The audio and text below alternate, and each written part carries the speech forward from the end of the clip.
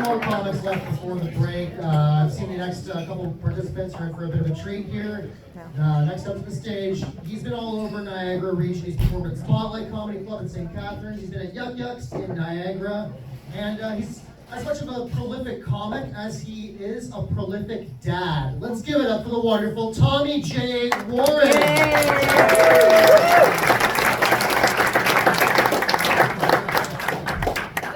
Thank you guys very much. Thank you very much for coming out. You guys are such a beautiful crowd. As you can tell, I really don't need a mic, but I'm going to hold it for the pictures. So, have you guys ever been in a situation where you think people can read your minds? Like what you're thinking is written on your shirt? It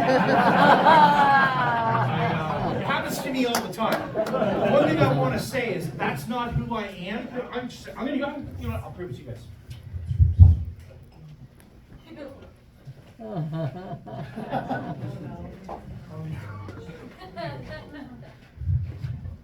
I do not want to be accused of being someone who only has a one-track mind. So, as Eric mentioned, I am a very prolific father. I'm 50 years old. So right away, you know my bills come more a month than I do.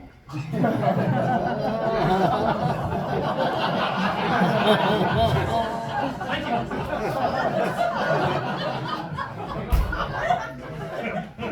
Thank you.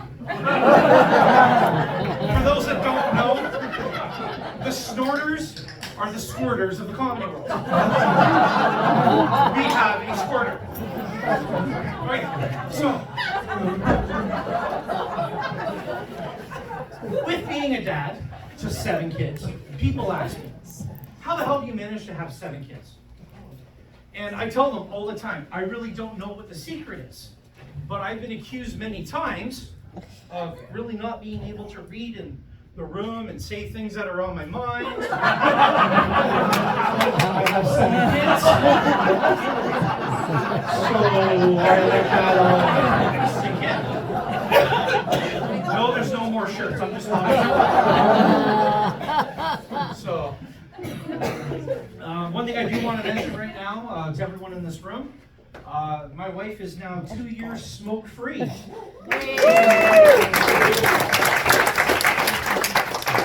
I am so glad she stopped sucking everything.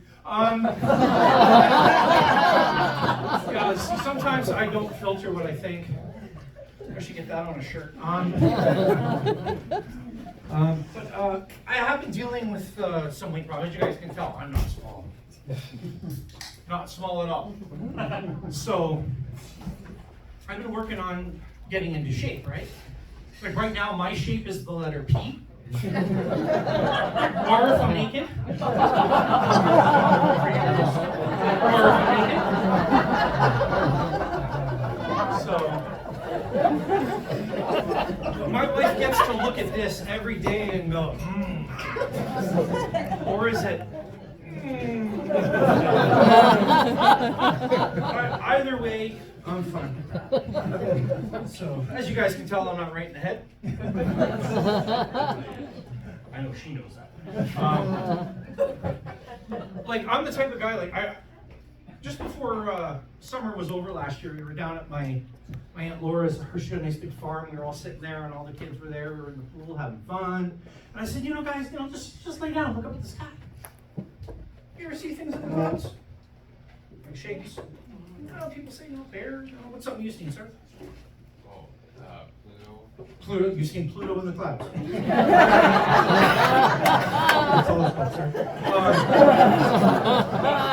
So, I looked at my youngest son, who's 11, and I said, Ronald, do you ever think the clouds look down at you and go, there's a cunt.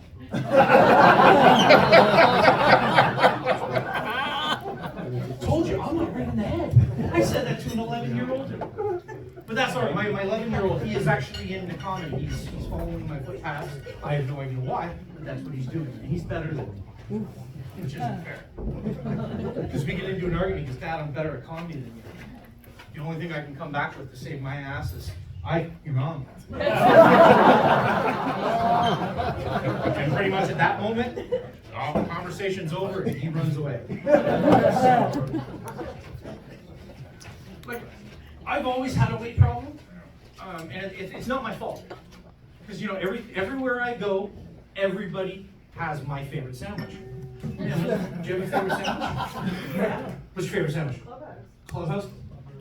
Yes! What's your favorite sandwich?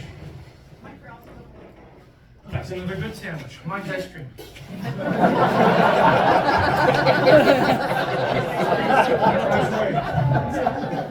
I've got a body that doesn't count calories, and it fucking shows. Like, you think about it, I mean, I know the size of me.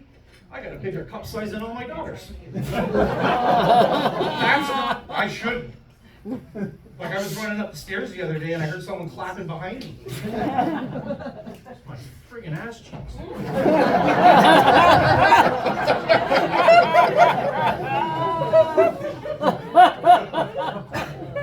You guys are an absolutely wonderful crowd. Please give it up for yourself. You guys are wonderful.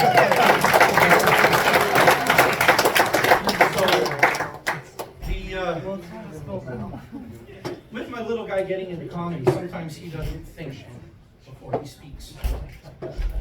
He was at school and they were all talking. They were doing cars, right? I'm a huge car guy. I'm a huge car guy. Huge. Weight-wise and figuratively. And so they were asking, well, what's your dad's favorite car? Like, what's your dad's favorite ride? The little bugger stood up in class and said, my mom. Woo! The school called me. So I answered the phone, and they were like, "Do you know what your son just said?" And they told me, and I was like, "Well, he's not wrong. He's getting ice cream tonight." So, one thing I do want to tell you guys is, I'm standing here today, 3-time cancer survivor.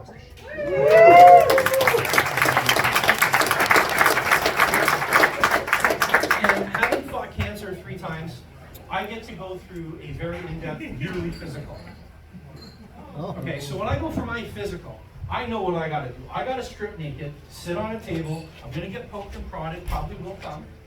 I will enjoy it. But one thing my wife never told me, and I bet none of you girls have told your partners, those stirrups lock. I'm going to tell you all to picture it, because it doesn't look like anyone's eating, so it's safe to say. Sorry. Sorry. 300 pounds of dynamite with a 1/4-inch fuse. I'm sorry. So, picture it. I'm sitting naked on the table, and I know I'm protected because it's got that toilet paper sheet on it. And I'm bored. When I'm bored, I do things that I just shouldn't do. No one my size should be putting their legs together and fitting them in the friggin' stirrups. But I did. Then I breathed. My left leg shoots all the way out and locks. Okay, so when I lean forward to unlock it, my right leg goes, that was fun. It shoots out the other way. Anybody here, put your hands up. The moment you see me tonight, you went, that guy does gymnastics. Not one bit. So there I am, and I know I'm terrified. All I gotta do is lift my legs up. I've doubled down. I've tuckered my ass so tight. I still got some of that paper up there. I'm sitting there absolutely terrified, and that's when my doctor walks in. Now, when you walk into my doctor's office, it's not big. You open the door, there's the table, and right about where this person's face would be my jump. And he goes, oh my doctor knows I'm Canadian. I've been trying, I'm standing for comment. So he goes and washes his hands. Comes back and he's going to start checking for a hernia.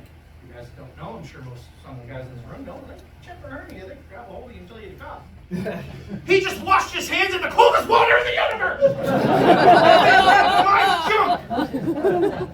Caught me off guard. The best I could get out is a... Ladies and gentlemen, I looked down, my doctor looked up, and that is when the absolute magic happened. Sir, have you ever in your entire life involuntarily looked at someone? No. So my doctor, me and my doctor, our eyes are locked. Sir, you're my doctor. Lock it. Don't grab my jaw.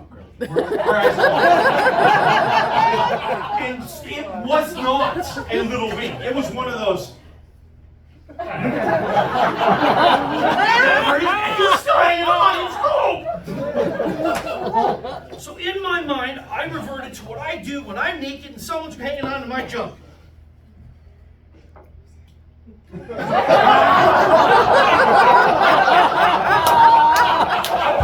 On his head. And then when he looked up and he went to me and he went to speak, talk about my fingers through his hair. That is when my butt went, okay, you're done. I unclenched. I jumped out of that bed. I gave my doctor a kiss and walked out of that bed.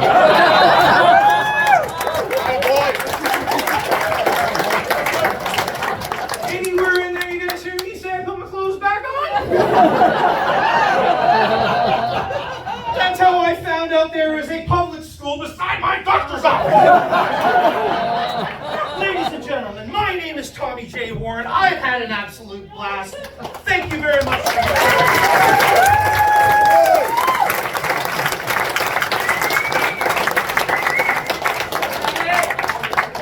Wow, killer set. Give it up for Tommy J. Warren. Very funny.